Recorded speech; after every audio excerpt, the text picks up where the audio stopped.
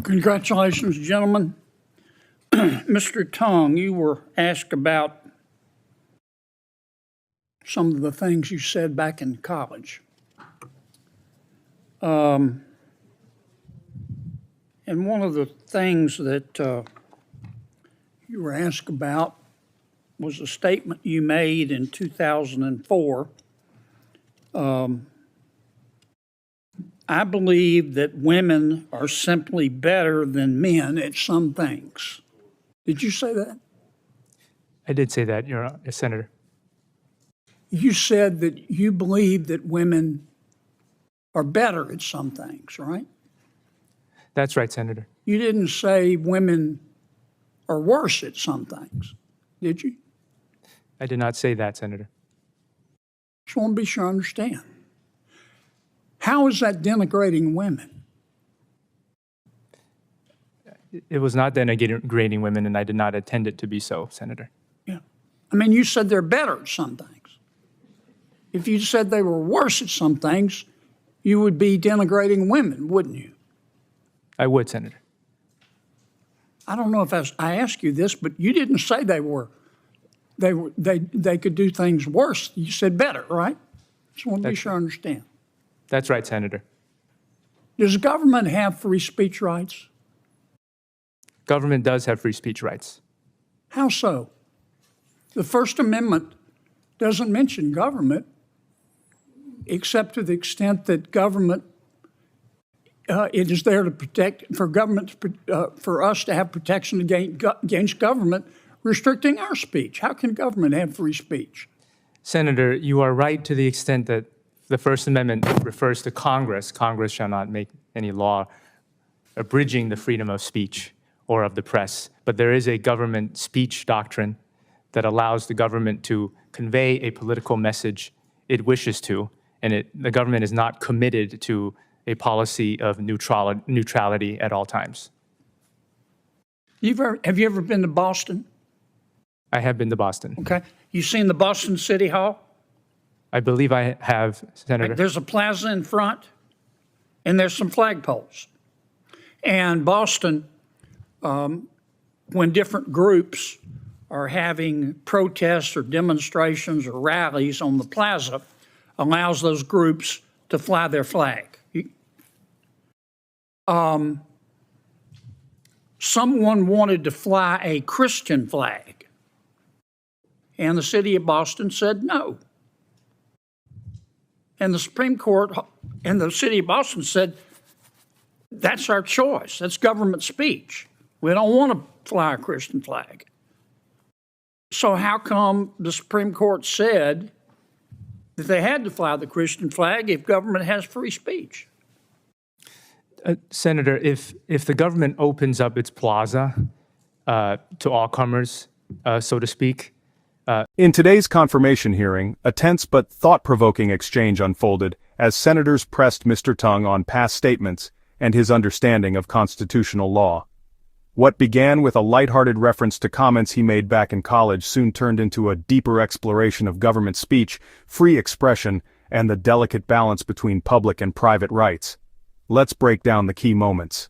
The discussion opened with questions about a statement Mr. Tongue made in 2004, where he said, "Women are simply better than men at some things."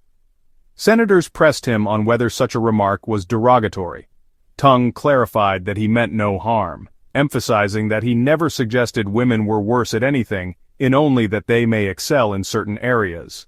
This early exchange highlighted how past words can resurface in high-stakes hearings, and how intent plays a crucial role in interpretation. The hearing then shifted to constitutional theory. A senator challenged Tongue on whether government itself can claim free speech rights.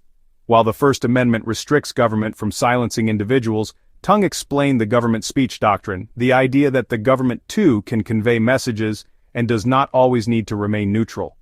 This explanation set the stage for a nuanced debate about how far those rights extend. To test that principle, senators raised the well-known Boston City Hall case. The city allowed groups to fly various flags in front of its plaza, but rejected a request for a Christian flag, calling it government speech. Yet the Supreme Court ruled Boston had to allow it. Tung explained that once a government opens a public forum to all groups, it cannot discriminate based on viewpoint. This example underscored the complexities of defining when speech belongs to the government versus the public. The conversation deepened with another case: Texas specialty license plates. When an applicant sought to feature the Confederate flag, the state refused, and the Supreme Court sided with Texas, labeling license, so to speak, then it's restricted under the public forum doctrine in terms of what viewpoints it would decide to favor or That's not necessarily so, is it, Counselor? I mean, let's suppose Texas, this actually happened. Someone in Texas lets people buy specialty license plates. You know, I love little warm puppies and stuff like that. You can buy a specialty license plate. And somebody wanted to have a specialty license plate that pictured the Confederate flag. And Texas said no. And the Supreme Court said Texas doesn't have to do it, government speech. So isn't that inconsistent with what you just said? Senator, it is not inconsistent. This area of law is extremely complicated when something qualifies as a public forum such that viewpoint discrimination might not be allowed versus a public benefit and public conditions that the government can rightly impose on others, on its recipients. Then that shades into government speech, in which case the government would have more control over what kind of speech gets projected into the public square. But there is potential for tension there between the two doctrines that you raised, Senator. The chairman's going to gavel me to shut up in a second. I just want to be sure I understand. Back at Yale, you said there are some things that women are better at, right? Yes, Senator. Not worse. That's right. Better.